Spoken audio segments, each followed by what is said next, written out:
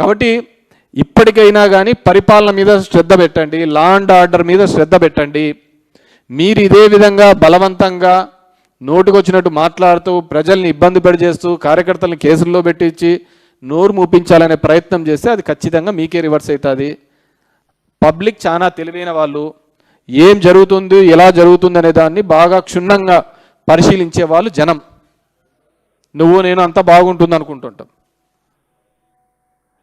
ఈరోజు ప్రతి రంగంలోనూ కూడా ఉద్యోగస్తుల్లో కావచ్చు, ప్రతి ఒక్కరిలోనూ కూడా ఒక నిస్సహాయత, ఏమీ చేయలేని పరిస్థితి. ఎవరైనా ఏమనంటే కేసులు పెడతారో ఇంకోటి పెడతారో ఒక భయం మధ్య బతుకుతున్నారు. మీరు జగన్మోహన్ రెడ్డి గారు బర్త్డే జరుపుకుంటా అంటేనే తట్టుకోలేకపోతున్నారే. ఈసారి అసలు ఎవరు ఏగాని లేదు, గ్రామాన్ని వాలంటీర్లుగా చేసుకున్నాను. అది మీకు రిఫ్లెక్ట్ కావటం లేదా? కాబట్టి దయచేసి ఈ ఏడుపు గొట్టలు మాటలు తగ్గించుకొని మా మీద ఏడ్చేది కాదు. మీకు అధికారం ఇచ్చినారు, ఎప్పుడూ లేనంత విధంగా మీకు ఈ రాష్ట్రంలో ఒక మ్యాండేట్ ఇచ్చినారు. ఆ మ్యాండేట్కి తగ్గట్టుగా రిజల్ట్ చూపించండి, ఆ మ్యాండేట్కి తగ్గట్టుగా పని చూపించండి. చాలా దానిలలో మేము చేసుకున్న పెద్ద అత్యంత తప్పు, మేము చేసిన పనిని మేము చెప్పుకోలేదు, మీలాగా అబద్ధం ఆడలేకపోయినాం. మా దరిద్రానికి ఏంటంటే అప్పుడు కోవిడ్ కూడా వచ్చింది, అక్కడ పోయి శంకుస్థాపన కూడా చేయలేని పరిస్థితులలో ఎందుకంటే జనాలందరికీ కలవలేక ఇక్కడ నుంచి మనం అన్నీ ఆపరేట్ చేసినాం. చాలామందికి తెలియదు. చాలామంది నా నియోజకవర్గంలో ఒక జిల్లేడు బండ అనే ఒక ప్రాజెక్టు 700 కోట్లతో అక్కడ పనులు జరుగుతాయని చాలామందికి తెలియదు. ఎందుకంటే అప్పుడు కోవిడ్ టైంలో జరిగిపోయినాయి. ఇరిగేషన్ ప్రాజెక్టుగా ఈరోజు రాయలసీమ లిఫ్ట్ అనే ప్రాజెక్టు ఎంతమందికి తెలుసండి? ఆ రోజు జగన్మోహన్ రెడ్డి గారు అంత పెద్ద ఎత్తున మొదలు పెట్టాడని చెప్పి మన రేవంత్ చెప్పేంత వరకు చాలామందికి రాయలసీమలో 70% మెంబర్కి తెలియదు. అవునా కదా? 17 మెడికల్ కాలేజీలు మేము అంతగా కట్టించాము, అంతగా చేశాము అని చెప్పేసి 60% జనాలకు తెలియదు. మేబీ ఆ నియోజకవర్గ ప్రజలకు తెలిసి ఉంటుందేమోనా. కానీ మొన్న మీరు పీపీపీ చేయడంతో మేము జనం దగ్గరికి వెళ్ళడము, జనం దగ్గర నుంచి వెళ్ళి ఆ హాస్పిటల్స్ చూపించే ప్రయత్నం చేయడంతోనే కదా ఈరోజు జనాలకు అందరికీ తెలిసినది. నిజంగా మేము మా తప్పది, మేము చేసింది చెప్పుకోలేకపోయినాం. మా జగన్మోహన్ రెడ్డికి ఎప్పుడే కానీ లేదు వేరే వాళ్ళ దాని మీద ఇతని పేరు రాసుకోవాలని చెప్పి. నిన్న జరిగిన భూ సర్వే వరకు ఇప్పటికైనా క్లియర్ చేసినారో చెప్పు. ఫ్రీ హోల్డ్లో వైఎస్ఆర్సీపీ వాళ్ళదే అని చెప్పి దీంట్లో మాఫియా చేసినారు. ఇన్నాళ్ళు 2 సంవత్సరాలు అవుతుంది. ఏం ఎంక్వైరీ తేల్చినారు? ఎంతమందికి ఫ్రీ హోల్డ్ నుంచి రిలీజ్ చేసినారు చెప్పండి? రోజు రెవెన్యూ క్లినిక్లు అన్నారు, అన్ని క్లినిక్లు అన్నారు, 2027 కల్లా అన్నీ అయిపోజేస్తామంటున్నారు. ఇప్పుడు ఐ ఛాలెంజ్ 2027 గన మీరు రెవెన్యూ సమస్యలన్నీ కానీ క్లియర్ చేస్తే గన, రెవెన్యూ సమస్యలు లేవని క్లియర్ చేస్తే నేను ఎలక్షన్లో కూడా పోటీ చేయనయ్యా. మీ నోటికి వస్తే అబద్ధాలు. ఇదే విధంగా మొన్న కూడా కల్తీ లిక్కర్ దొరికినప్పుడు బెల్ట్ షాప్లే లేకుండా చేస్తామని చెప్పినాడు. ఏం తగ్గినాయా? ఊరూరికి ఉన్నాయి. ఇదే జగన్మోహన్ రెడ్డి గారు రీసర్వే మొదలుపెట్టి చేసి 1924 తర్వాత మళ్ళీ 100 ఏళ్ళకు జగన్మోహన్ రెడ్డి గారు పెట్టి చేస్తే దాని మీద ఏమేమో అనరి. మీ భూమి లాక్కుంటాడు, ఇది ల్యాండ్ టైటిలింగ్ కాదు, ల్యాండ్ గ్రాబింగ్ యాక్ట్ అని చెప్పి మా దరిద్రం మేము చెప్పుకోలేకపోయినాం. అరే 100 ఏళ్ళ తర్వాత ఇది చేస్తున్నాం, దీనివల్ల మీకు ఇంత మేలు జరుగుతుందని చెప్పుకోలేనంత పరిస్థితుల్లో మేము తయారు చేసినారు. మా లీడర్ కూడా చెప్పుకోలేకపోయినాం. ఒక్కటి 20 సంవత్సరాలు మీరు సాగులో ఉంటే చాలు, దానిలకు సేలబు రైట్స్ ఇచ్చిన జగన్మోహన్ రెడ్డి కాదా? అంటే ప్రభుత్వ భూమిలో కూడా మీరు సాగులో 20 సంవత్సరాలు ఎటువంటి లావాదేవీలు జరుపుకోకుండా ఉంటే 2004 నుంచి 2024 వరకు ఆ భూమి క్రయ విక్రయాలు చేసుకోవడానికి కూడా అధికారం ఇచ్చిన జగన్మోహన్ రెడ్డి మీ భూములు కాజేస్తున్నాడంటే ఎలా నమ్మగలిగినారు? ఏమంటే చంద్రబాబు నమ్మించినాడు. రోజు ఫోన్లే, మీ భూమి ఎత్తపోతున్నారని ఫోన్లు చేస్తా అంటే జనాలు ఏం చేస్తారు? మీకు కూడా సగం మందికి తెలియదు. 20 సంవత్సరాల భూమిలో మీరు గన ఉంటే గన అది ప్రభుత్వ భూమిలో మీకు పట్టా ఉండి 20 సంవత్సరాలు మీ చేతిలో ఉంటే గన దాని క్రయ విక్రయాలు కూడా చేసుకోవచ్చు. డికేటి భూములు గతంలో ఎప్పుడు ఉండేది? 1954 కంటే ముందు ఉండేది మాత్రమే రిజిస్ట్రేషన్ క్రయ విక్రయాలు చేసుకునేకి జీవో నెంబర్ 585 ప్రకారం. 22 ఏళ్ళలో లక్షల ఎకరాలు వేసినది ఎవరు? చంద్రబాబు నాయుడు గారు కదా.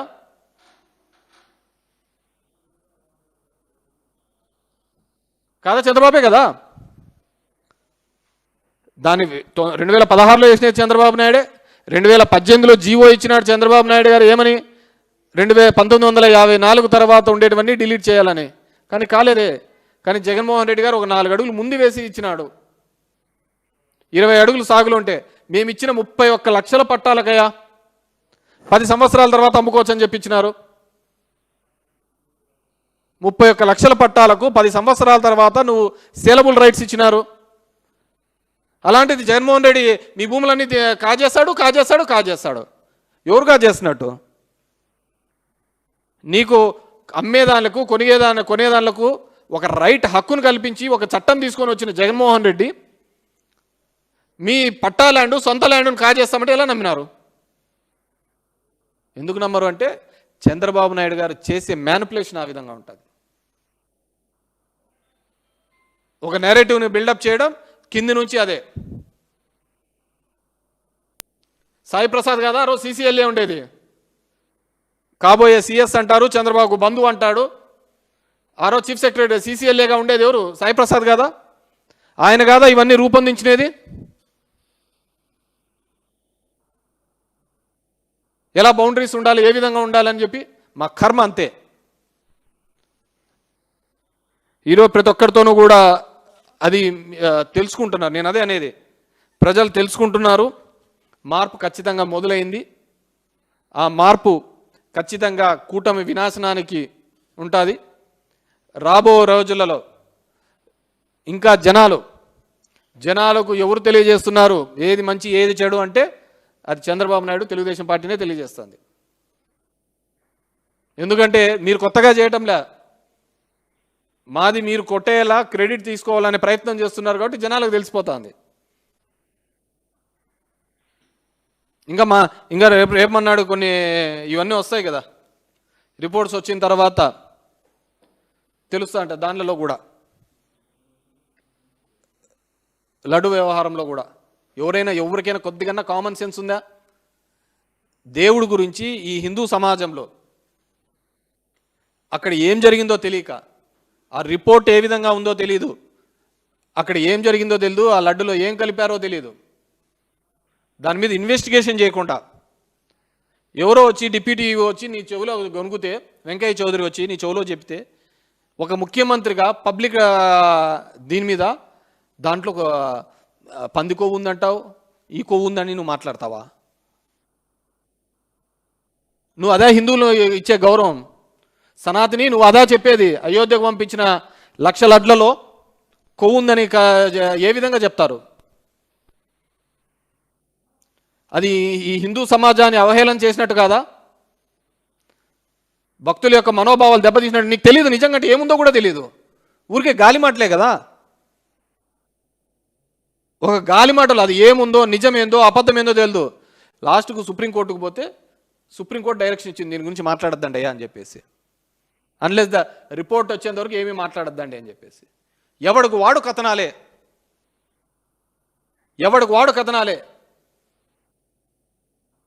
ట్రైన్లు వేసుకొని వచ్చినారు, యాడికి పోయినారు ఇప్పుడు అడ్రస్ లేదు వాళ్ళు.